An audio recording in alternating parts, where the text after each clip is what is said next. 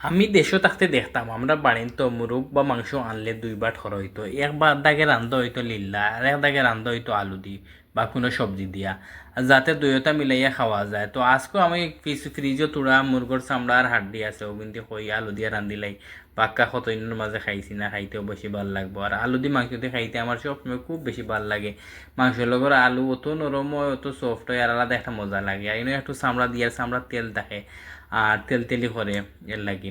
অনেকে আসুন মুরগোর চামড়া খাই না, আর আমি কিন্তু খাই, আমার কাছে খুব ভাল লাগে। মাংস থেকে বরং আমার চামড়া খাইতে বেশি মজা লাগে, চামড়া হলজা গিলা ওটা খাইতে আমার ভাল লাগে। ইনো হাড্ডি আছিল তা দিলাইছি।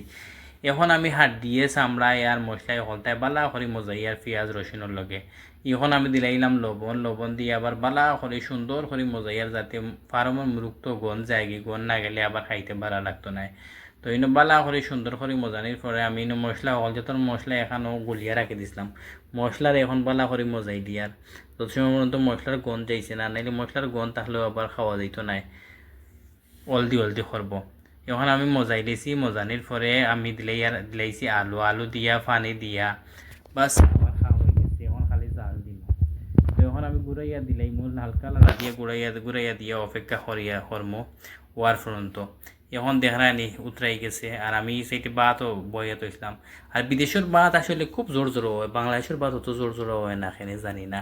আমরা চেষ্টা হলে রান্ধি খুব জোর জোর হয়, আর দেখায়নি খুব সুন্দর লাল লাল জুল জুল হয়েছে আলু, দুর্দান্ত হয়েছে। আপনার কাছে কেমন লাগছে অবশ্যই কমেন্ট করে জানাইবা।